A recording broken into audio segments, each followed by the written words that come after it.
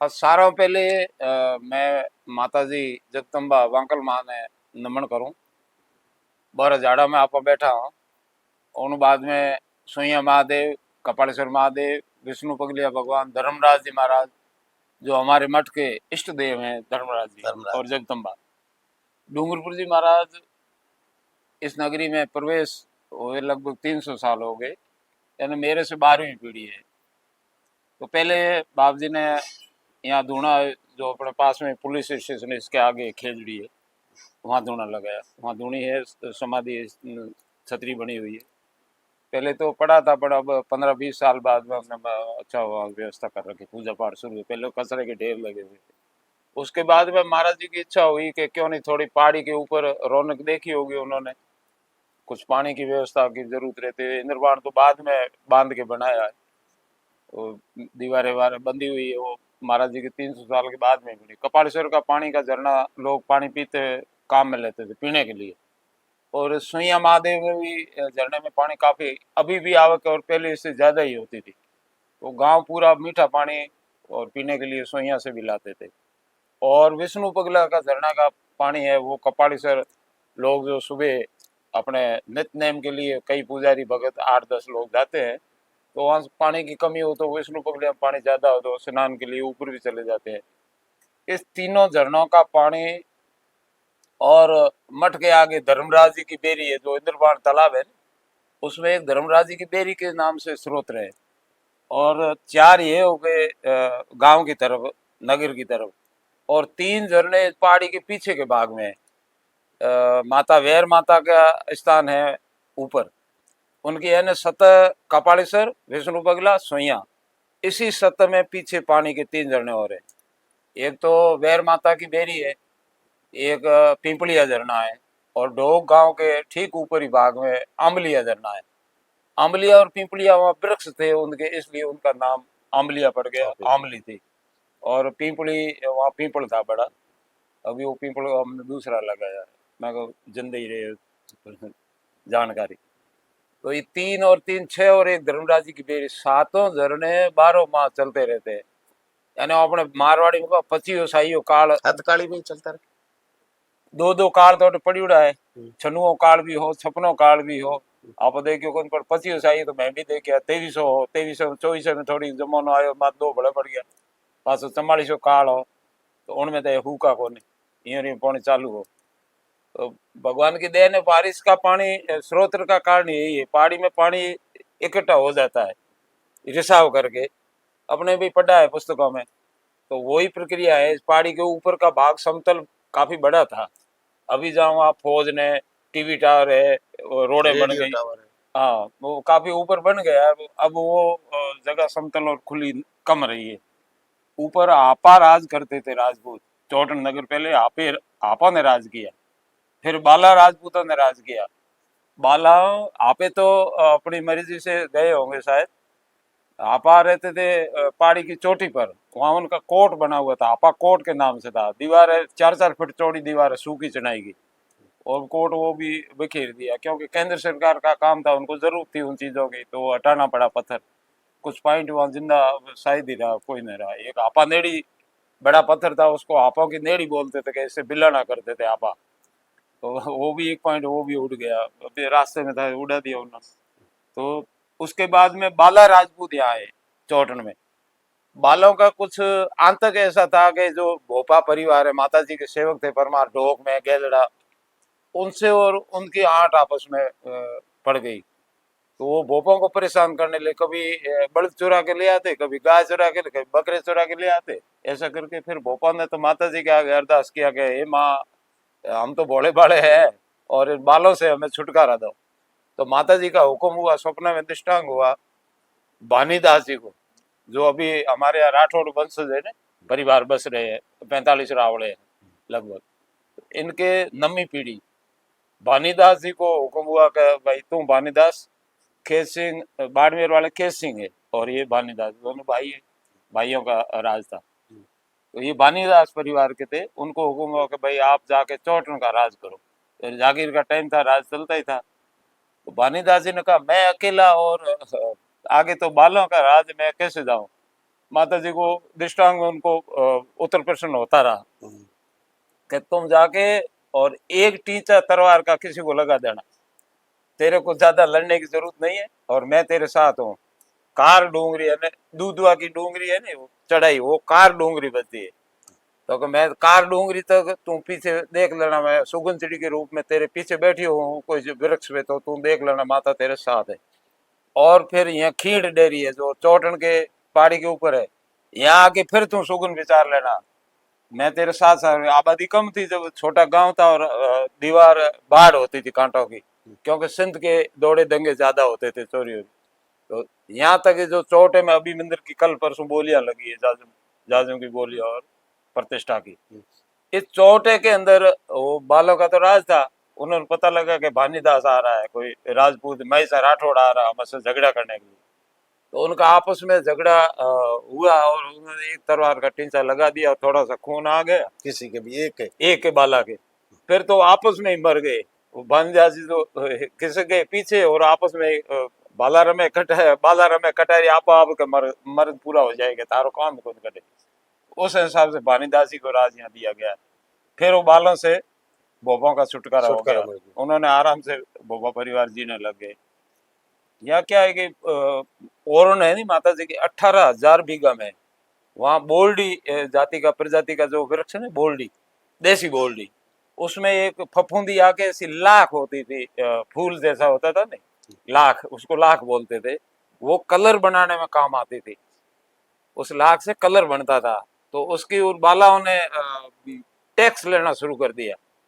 और तो थी माता जी की, परमाणु के बस में थी वो भोपों के, और ये बाले बीच में हासिल उगराना शुरू कर। लाख वाले आते थे, भाई पैसे जमा करा, टको पैसे जो भी था उस टाइम, या कुछ लाख यहाँ रख के जा, वो बेचते थे।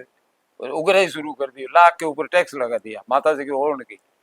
वो लाख एक फूल जैसा होता है, कड़क होता है और रंग में कलर में वो काम आता है। पुराना कलर तो सब वनस्पति के बनते थे। हाँ, उस हिसाब से वो तंग किया करते थे उनको। फिर वो बिल्कुल ही उनसे बालाओं से मुक्त किया उनको, परमारों को।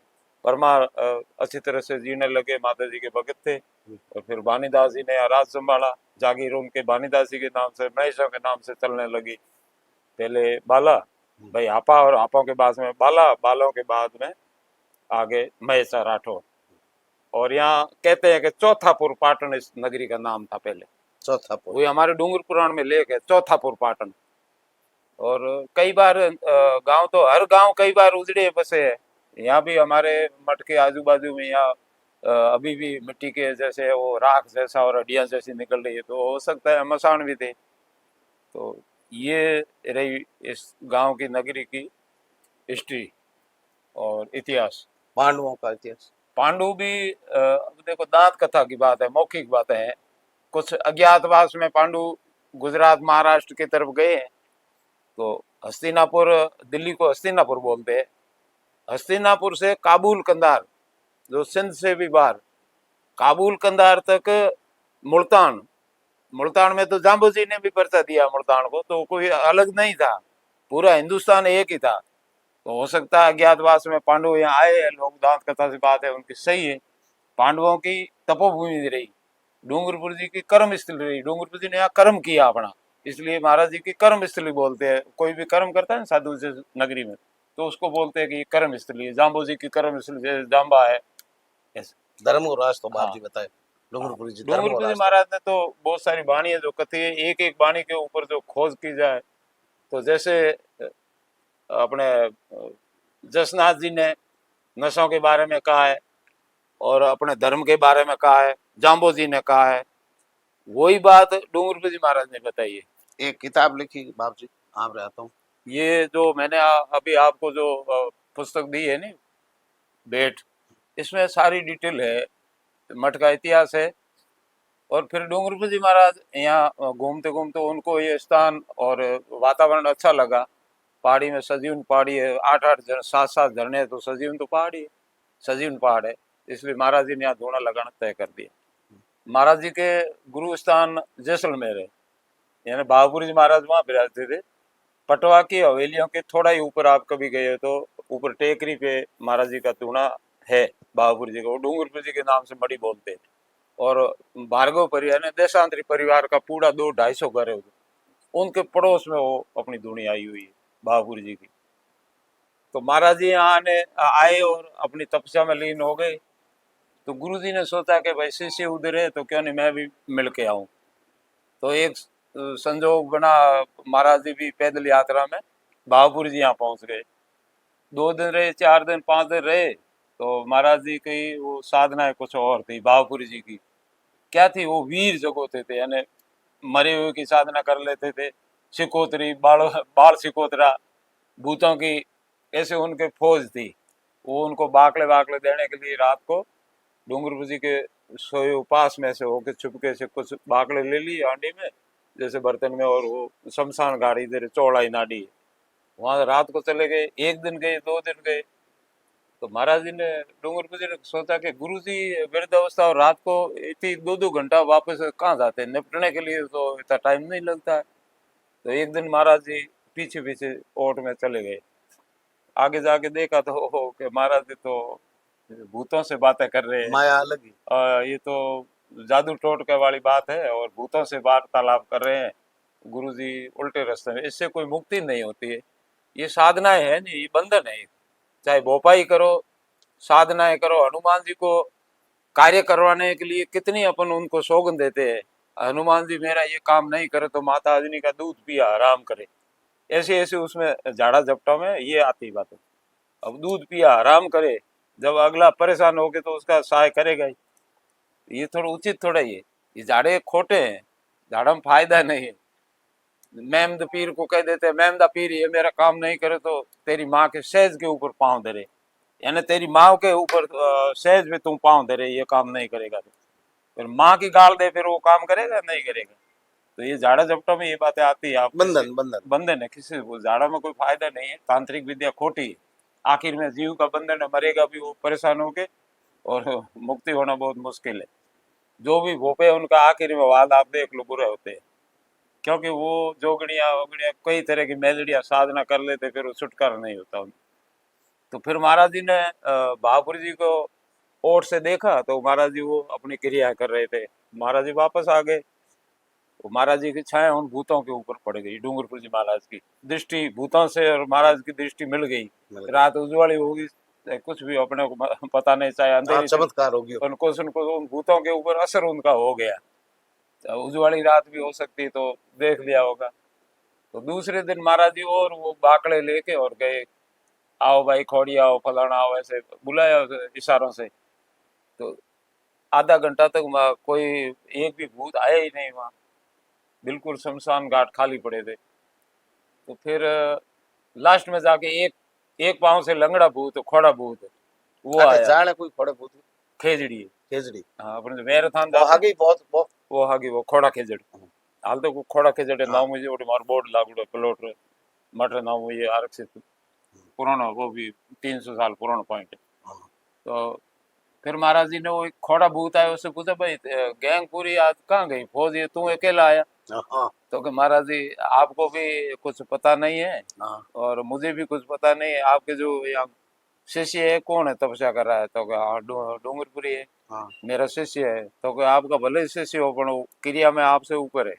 तो कि क्या हुआ? तो कि रात को नजर दृष्टि पड़ी, सारे मेरे भाई तो मोक्ष हो गया उनका, तो भूतों का। तो अच्छा ऐसा हुआ। महाराज ने वो बर्तन वहीं फेंका और आके वापस आके महाराज जी के चरणों में पड़ने लगे, पाँव पकड़ने लगे। तो शिष्य हाँ, डूंगरपुरी जी शिष्य। शिष्य। हाँ, लेकिन चमत्कार चमत्कार वो देखी तपस्या में महाराज जी से ऊपर। तो महाराज जी को शंका हुई, कहा मैं तो उल्टे रास्ते में पड़ गया और मेरा शिष्य आगे बढ़ गया, इससे तो भूतों की भी गति हो गई देखने से, और मैं उनकी पूजा कर रहा हूँ।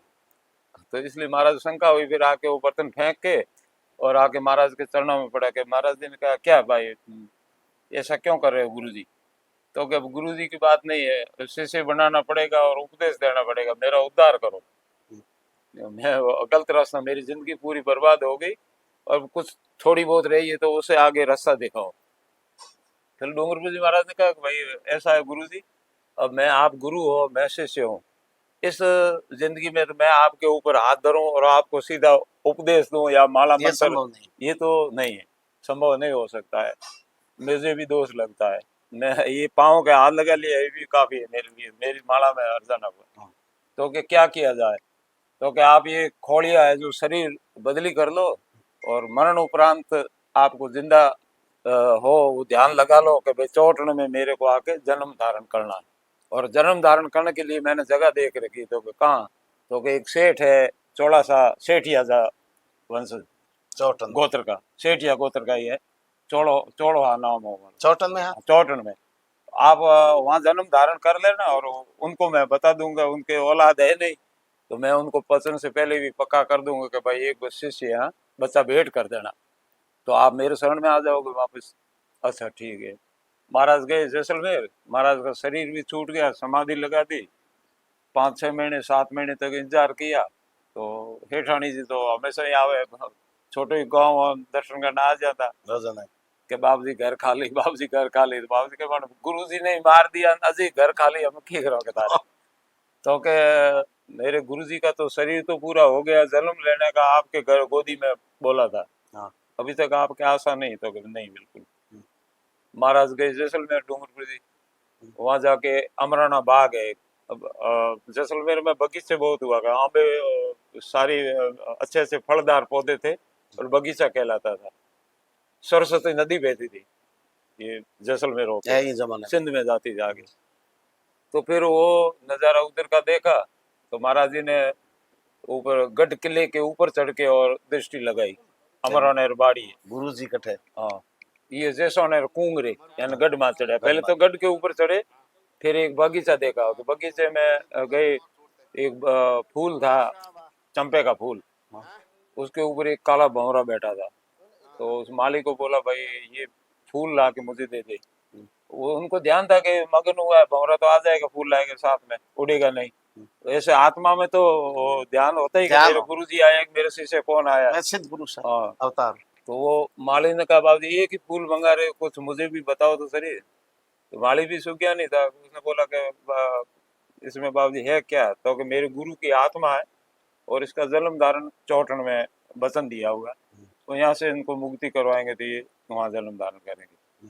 जैसे माली फूल लेके आया, और महाराज जी ने जल का छींटा डाला, गायत्री कुछ भी मंत्र सुनाया, उससे वो भंवरे की सासा उड़ गई, और वो भंवरा फिर गति हो गई उनकी। महाराज जी वापस आ गए चौटन। उसके बाद में महीना 2 महीने में सेठानी जी को पूछा क्या बात है भाई, तो बाबू जी अब भगवान राजी हो भगवान गए। राजी। हाँ, यानी आशा गर्भ धारण गर्भ धारण हो गया। अच्छा हो गया, तो आपकी बात रह जाएगी, आप भूलना मत, बच्चा मेरे को यहाँ भेंट करना थोड़ी भी। तो हाँ बापू मैं तो मार तो होना चाहिए, बाकी चढ़ा दे। थई दियो है के। हाँ हाँ।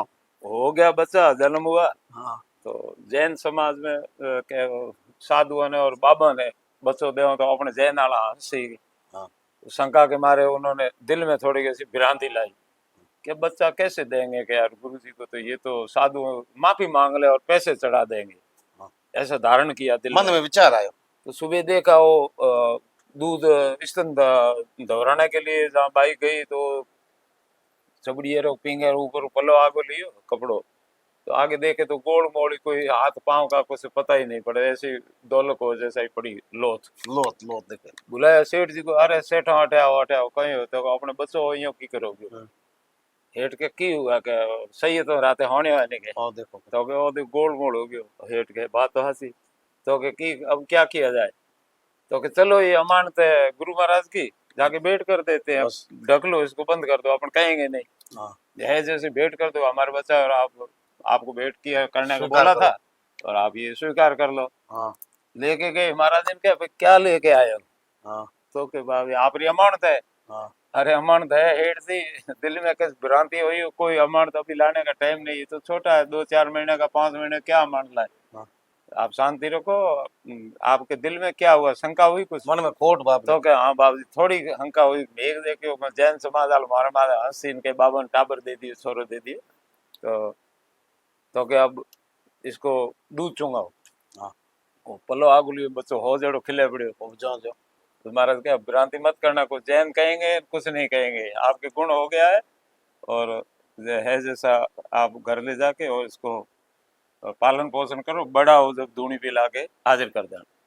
तो उन्होंने स्वीकार कर लिया, फिर उनका भ्रम मिट गया। तो पछा कितनी साल की उम्र में पछा बस 10-20 साल 15-20 साल बाद में माता पिता रो स्वर्गवास होने रे बाद में પછી डूंगरपुर जी महाराज रे भी हिस्ट्री यही है।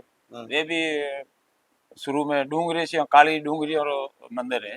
हाँ मोहनगढ़ जाओ रोड ऊपर आवे। आ इसने की नहीं होना आ जगह बालक है तो बाबुर जी रा हरदतपुर जी बण्या पाछा पासा बिना हरदपुरी हरदतपुर जी जी और डूंगरपुर जी महाराज री जन्म बाप जी रा गुरु है हाँ और पासो जन्म लियो पासो बेटा पाछा शिष्य हरदतपुर जी दूसरी गादी हाँ बेटा हम लगी जैन बा ऊपर छतरी डूंगरपुरी जी को हम छतरी लार लखुणे वाले खुणे माते बनो हम लखुणे वाले हाँ लार भंडार हम हम भंडारे को हम खुणे माते तो और પછી ડુંગરપુરજી મહારાજ ને એ ચમત્કાર है सब माता जी रे डूंगरपुरजी रे माँ बाप तो ब्राह्मण और ब्राह्मणी है। हाँ। अड्डा गांव में हाडो को अड्डा गांव में शर्माली जाति रो ब्राह्मण है तो मैं पूजा करता उमर भी औलाद कोई नहीं। हाँ। तो वो देखे उठे पादने वाला तो हैंग उठे हो जे पादना अजे तक भी घणा ही पादना आवे होने रात चांदी रात जो भी है वो मिले जगह राख राख जावे बच्चों भगवान दे माता जी आशा पूर्ण उठे चढ़ाव करे तो पुजारी वो डोगरो डोगरी तो पूछा के आपो कितना साल हो गया सेवा करो और हैं कि आवे जगह पादना में टाबरों री आस्था लेने आवे चोटी बढ़ावे के मारे बच्चो होयो हैं कि राजी को अपने माता जी के दे अपने हमें को देखियो नहीं। हाँ। तो कि आज अपन धूप बंद कर दे हड़ताल करांगे तो धूप ही तो ना हो गया कि सुबह धूप नहीं करेंगे माता जी इसका निर्णय देंगे अपने अपने में हृदय में कहीं न कहीं बढ़ती आई तो पस कर तद ही करा। हाँ। सुबह उठा दरवाजा खोले तो माता जी मूर्ति आगे बच्चों मिले देखो डूंगरपुर जी यहाँ नाम दिरायो डूंगरो हाँ। उन ब्राह्मण और ब्राह्मणी नाम दिरा दियो डूंगरो वो ब्राह्मण और आव जाओ बाबपुर जी की धूणी ऊपर जैसलमेर आवता तो वो भी हमें कह दियो के बाप जी ब्राह्मण ब्राह्मणी ने कहे भाई आपके बच्चा है और एक मुझे भी बच्चा है शिष्य की जरूरत है आप चढ़ाओ आपको माता जी ने दिया है क्या हाँ तो मेरे को दे दो तो हम बड़े बुजुर्ग हैं हमारी सेवा करे जब तक हमारे घर रहने दो और हमारी मुक्ति जाता जुक्ति कर देगा अब हम कितने साल दिएंगे फिर आप इनको बुला देना तो के ठीक है वो माता पिता को तीर्थ कराए कुछ भी कराए समाजी रीति रिवाज करके फिर वो डूंगरपुर जी महाराज वहां जाके बाबुर जी शिष्य बन गए और फिर यहाँ आके डूंगरपुर जी महाराज ने यहाँ धूना लगा दिया बाबुर जी का धूना वहीं रहा और फिर दूसरी गादी हरदतपुर जी की हो गई। तो ऐसे कई चुटकुले चमत्कार है डूंगरपुर जी के तो अनेकों। बबूतपुर जी ने भी कई सिंध में पर्चा दिया होगा। पाकिस्तान सिंध में भी मठी सकाओ है सिंध में हमारे आओ जाओ होगी 125 साल यानी समत 75 75 में बीरमपुर जी महाराज देवलोक हुए उससे पहले 15-20 साल गादी पे रहे होंगे। तो सिंध में आना जाना हमारा हुआ बीरमपुर जी महाराज से यानी सिंध तो पहले एक ही थी पहला एक पर ज्यादा अनुयायी झुकाने का और उनको सेवक बनाने का काम बीरमपुर जी करा। सिंधी लौना माली और राजपूत लोग भी सुथार भी राणा राजपूत सभी लोग खत्री वगैरह जो अपनी जाति सारी वहाँ की है जातियों पाकिस्तान है जातियां जो अपने समाज यहाँ है नहीं तो कोई एक दो समाज नहीं होंगे बाकी समाज सभी है उधर सिख भी है सभी है जैन भी है कुछ इक्का दुक्का। तो सिंध आने जाने का 125 साल समझ लो उसके बाद में सिंध वाले खूब आने जाना हुआ। फिर तो पाकिस्तान एक बार आप भी पधारे पटे मैं 86 में हमारे गुरु महाराज फतेहपुर जी तो 86-87 में गया मार गया उन्होंने पहले बीरमपुर जी महाराज तो हर साल में 1-2 बार जाता आता बीच में सोमडार गांव में उठे टेंट लगा हुआ था तंबू तो बाद जाल वृक्ष हाल तक बीरमपुर जी जाल है बाड़ो के दौड़ो पूजा करे बिजली यार पोसाल में एक जाल है यही बीरमपुर जी उठ रात विश्राम लेता ऊँटो घोड़ा माथे रुकता उठे बिजली यार 30 किलोमीटर हो जाता है विश्राम कर दो दूसरे दिन सासरे पूग जाता और सासरे जाल पोसाल में जाल में गिर गई और सोमडार वाली जाल हाल तक खड़ी है हर मठ है बट जाल है सारंगियार रडली में मोरी मठ शाखा है डूंगरपुर जी महाराज जी बट जाल है सासरे के अंदर रडली गांव में जाला तो है ही मंदिर भी 2-3 मंदिर बना अच्छे रडली गांव में उठे अपनी शाखा है। एक बोपेर तल है वो दीपला साइड में बॉर्डर माथे पड़े बॉर्डर माथे तो बाप जी जाता हो मारे हाँ अटे एक जाल है के ऊपर जो मठ में जाल है मठ जाला 3-4 जालों तुम्हारे देखने भूख की मठ आगे भी धारे भी जी रे बाप जी रे मंदिर रे बाप जी रे देखो कोई न कोई झाड़ रो सारो लेन साधु जोली टोंगी वाला जाल की उम्र भी घनी होवे तो 300 साल तो 200-250 साल तो खेजड़ा उबा है और साल 150 साल नीम भी उबा है तो जाल की उम्र उन ज्यादा होवे हमें तो जर्जर है यो छोड़ो में जाल ली था पड़ जावे क्या बूढ़ो है झाड़ के जवान है तो जाल उम्र है काफी आयु वाली इयो शक्कर टाइप के दाना दाना लागे इनमें जाल ऊपर एक सफेद बुरादो आवे हम्म, घनी जालों में आवे हम्म। मैं ये नहीं कहूँ कि एक जाल में क्योंकि मैं बाहर घूमा नहीं पर इन जाल में वो आवे जरूर है ज्यादा ही आवे भाई हर जाला में कोई कोई अमुक जाला में आवे आप कट देख ले झुंबा होय नहीं उन झुमर में जड़िया करे दूसरी जाला में भी आवे मीठी टाइप